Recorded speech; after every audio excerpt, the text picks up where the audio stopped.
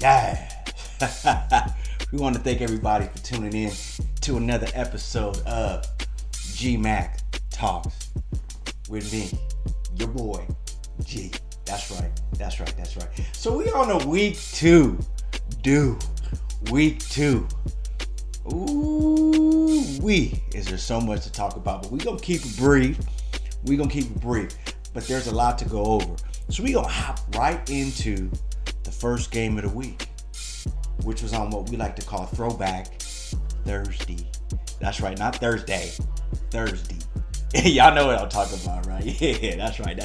So we had the Buffalo Bills versus a team that's been in the media quite a bit, the Miami Dolphins. Yes. Very unfortunate situation took place, but something that's been consistent in this young man's playing career. And that is Tua Tagovailoa suffered another head injury. Now, according to the recent reports, Tagovailoa is probably going to return even after the general consensus amongst most athletes and or people who are close to the sport is they think he should hang him up. You know, he's a father, he's a husband, and it makes sense for him to let it go, but he feels like he still has something to prove, and obviously he still has some money to make. Got to chase that biz ag. So let's get right into the score though. So we had Buffalo Bills 31, the Miami Dolphins 10. That's right. You had Tua Tagovailoa, even with the injury, 145 yards, 1 touchdown. He did have 3 INTs though. No more Brian Flores. What's the situation? If I'm just trying to say, all right. So there's no excuses at this point, right? But it's a team effort. So it's on everybody.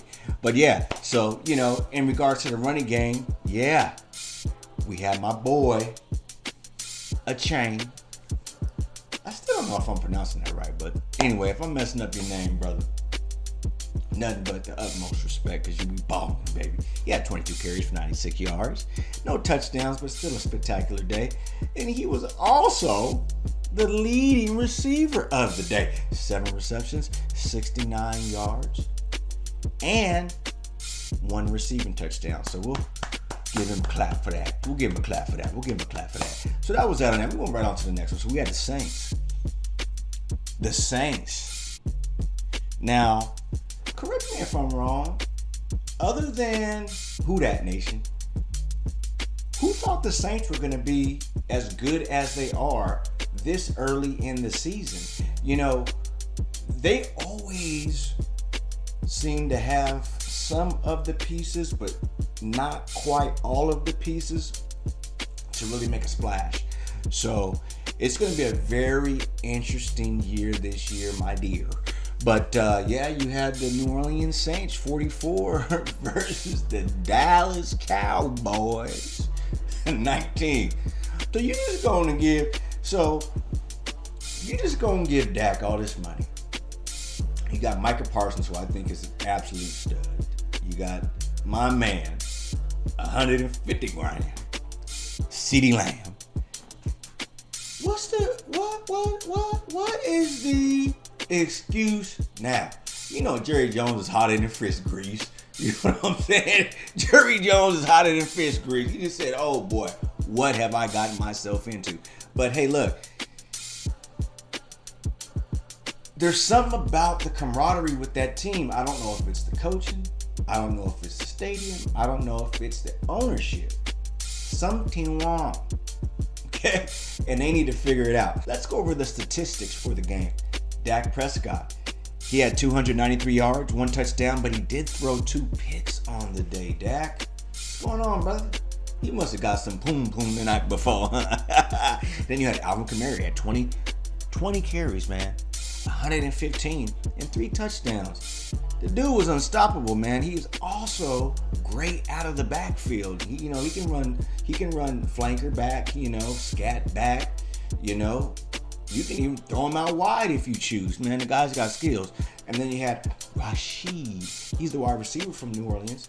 He had 4 receptions for 96 yards and also had a touchdown. So, man, once again, clap it up for the Saints. The boys did the dang thing. And let me,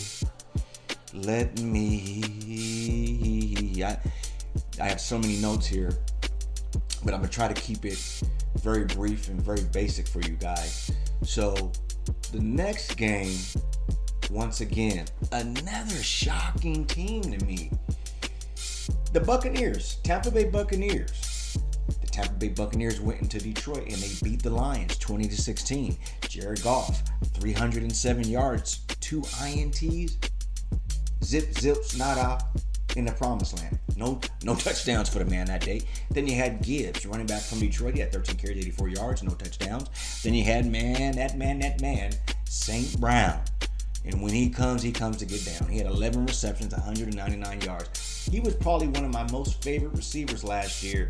Shocked the crap out of me. That boy has got game. Let's move on to the next. So we had the Colts versus the Packers. The Packers 16, the Colts 10. Now this is the Packers without Jordan. I need me some love. Yeah, the Packers got a W without their standout quarterback. That is just downright awesome. You had Richardson, quarterback, Indianapolis, 204 yards, 1 touchdown, 3 INTs. Then you had Jacobs, running back, 32 carries, 151 yards. Then you had Dobbs, 3 receptions for 62 yards. Green Bay, they might be some team to reckon with. I think they've got really good coaching. They got a younger coach. I think the cohesiveness is there, so we'll see what they do towards the latter parts of the season. We're going to move right into the Jets versus the Titans. The Jets 24, the Titans 17. Levis, not Beavis and Butthead, Levis. That boy had 192 yards, 1 touchdown, but he did have 1 INT, so that's going to negate the tub. You know how we do it. Then this guy, man, Mr. Elusive, Tony Pollard, running back from Tennessee, 17 carries, 62 yards. Now, let me just stop here for a second. How do you guys feel about Tennessee going away from Derrick Henry, the human bowling ball batarang, and going to Pollard? Do you think that there's upside? Now, I do understand there is an age difference because Derrick Henry is a little bit older than Pollard. But, I mean, the way the guy takes care of himself, I don't think that's ever going to become an issue. When he wants to stop playing is when he will stop playing. I don't think it's going to be because of an injury. So, let me know what you guys feel about that. Then you had, Ridley, wide receiver from Tennessee. 4 receptions, 77 yards, and 1 touchdown. And we're moving right on to the next, which would be my boys, who I have officially nominated San Francisco 49ers and my man, my boy, my back with the Madden curse. With the Madden curse, I don't even have to get into it. Anybody who knows the game and who knows the game knows that the Madden curse is absolutely real. All right? So anyway, the Vikings 23, the San Francisco 49ers 17. All right, so let's get right into the stats. We had Brock, the Rock Purdy. He had 319 yards, 1 touchdown, but 1 INT. So that's going to negate, how we do it. Then you had Mason, the running back for San Francisco. He's the second string running back now that our first string running back is on IR. So I'm sure you guys have heard that. 20 carries, he had 100 yards though, and a touchdown. I can't complain. Then you had Jefferson, that boy can play. Jefferson had 4 receptions, 133 yards, and also a touchdown. We're going to move right into the next game, which is the Seahawks versus the Patriots. The Seahawks 23, the Patriots 20. Geno, don't count me out, Smith. 327 yards and a touchdown for that man. Hey, look, he just been doing his thing. I thought maybe there might be some fall off with the coaching change. Not at all. You go, Geno. Man, the maturation process, and I've talked about this before, but to go from where he was, and he got left out. People forgot about him. He was a second string quarterback for a minute, and everyone was like, that's probably where he'll end up. Man, he resurrected his career, so we're gonna clap that up for that man right there. Then we had Gibson, the running back from New England. He had 11 carries for 96 yards. That was tough. Then you had Metcalf. Yeah, he's a physique as well. He had 10 receptions, 129 yards, and 1 touchdown. And we know he loves getting the ball, so he was highly excited about that. Move right on to the next one, which is the New York Giants against the Washington Commanders. Commanders 21, the Giants 18. Not much of a surprise. I think they're both in the middle of the road. You had one of my favorite new quarterbacks, Daniels, though. 226 yards, but no touchdowns. But no INTs or fumbles either, and especially because he's a running quarterback, that's pretty spectacular. Then you had Robinson Jr., running back from Washington, 17 carries, 133 yards, and you had Neighbors, wide receiver from the Giants. He had 10 receptions, 127 yards, and 1 touchdown. Yes, sir. Yes, sir. Yes, sir. Yes, sir. Let's move right on to the next one. Chargers versus the Panthers. Now, this was an absolute shellacking. The Chargers, 26. The Panthers, 3. Justin Herbert Querbert. He had 130 yards, 2 touchdowns, and 1 INT. He's buying in. Then you had J.K. Dobbins, running back, also from the Chargers. 17 carries, 131 yards, and 1 TD. That shows balance, now doesn't it? And then you had Johnson, also from the Chargers, 5 receptions, 51 yards, and 2 touchdowns. So the whole game was their game. The Panthers have now sat their first round draft pick, which is absurd. But hey, look, I ain't the GM. I ain't the head coach. So nothing that I say really means anything. You know what I'm saying? But I'm just giving my humble opinion. You know what I'm saying? So let's move right on to the next game, which would be the Browns versus the Jaguars. The Browns, 18. The Jaguars, 13. You had Trevor Lawrence. He had 220 yards.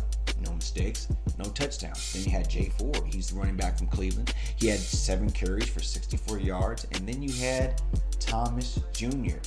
He's the Jacksonville wide receiver who had 2 receptions for 94 yards. Now, who thought that the Jacksonville Jaguars would be 0-2? Somebody please let me know. I didn't think they would be 0-2, but who knows? They've always found a way to win somehow, some way, especially with Trevor. But hey, it is what it is. On to the next one. Now, this is a shocker. And I don't know why it's a shocker, because the Raiders always play the Steelers tough and the Ravens tough.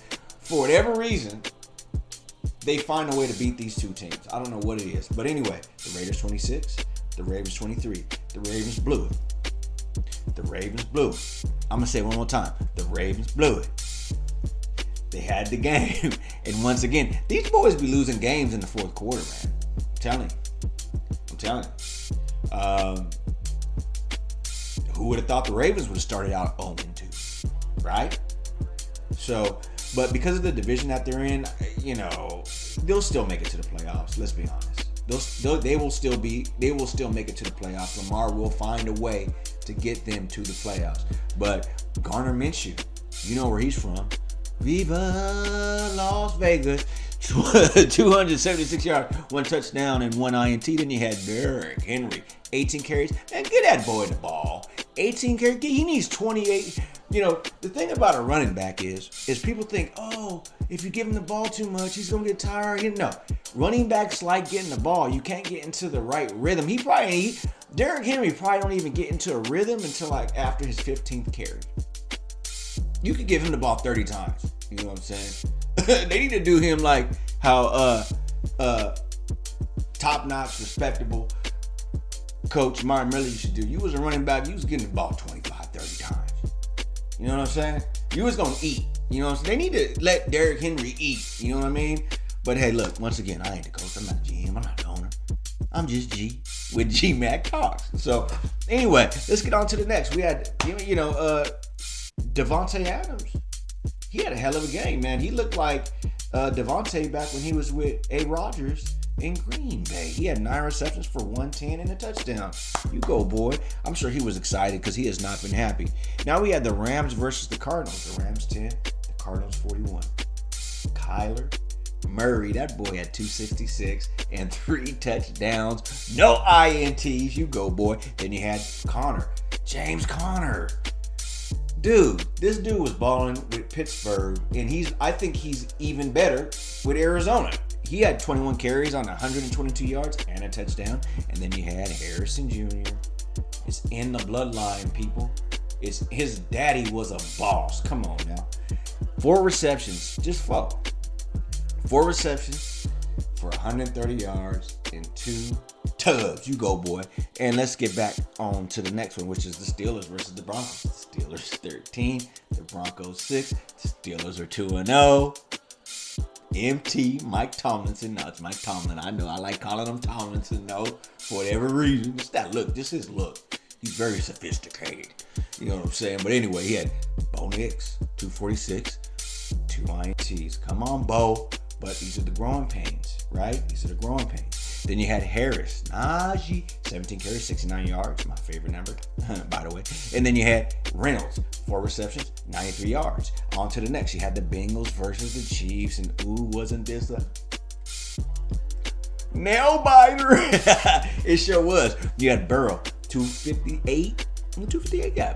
2 touchdowns. Then you had Pacheco, who unfortunately had to leave the game with an injury. Never like to see that happen, but he had 19 carries on 90 yards before he got hurt. Then you had Gesicki, tight end from Cincinnati, 7 receptions, 91 yards. Boom, bam, bang.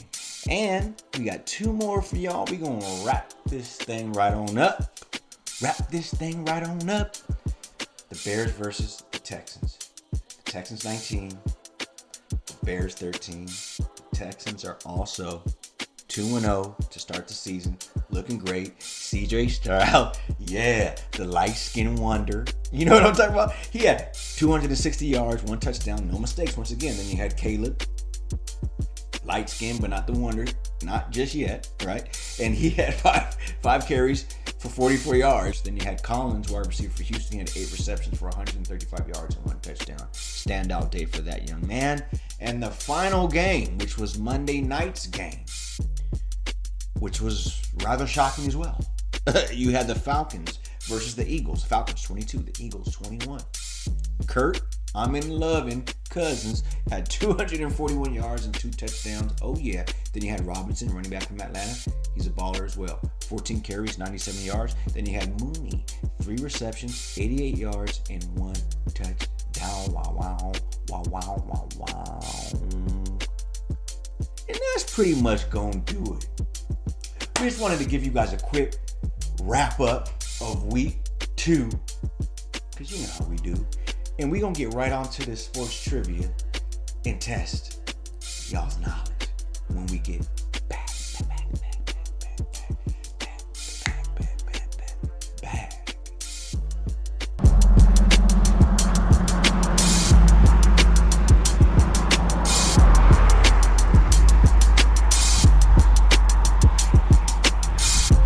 Ask me how I feel, I just can't relate.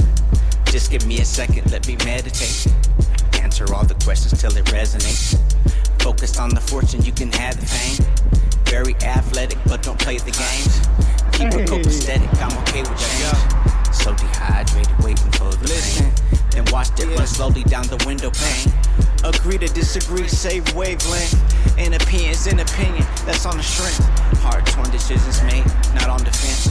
Margarita, señorita, we got so bent. Not $1 in my pocket, but I paid the rent.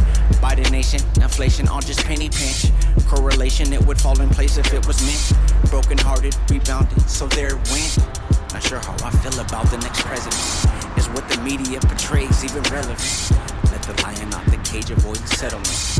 Introverted, then we flirted, no hesitation. Never perfect. All right. So we're going to end this off with football trivia. And the question is, and this is a very easy question. Very easy question for anybody who really follows the NFL.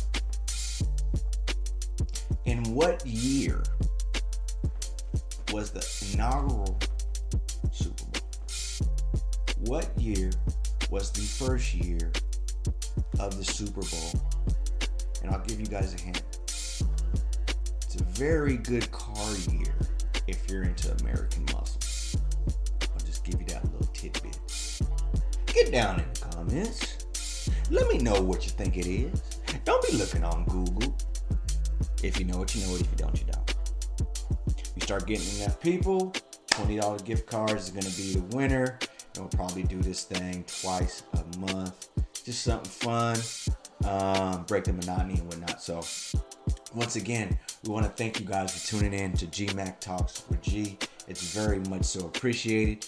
And until next week, I'll see you when I see you.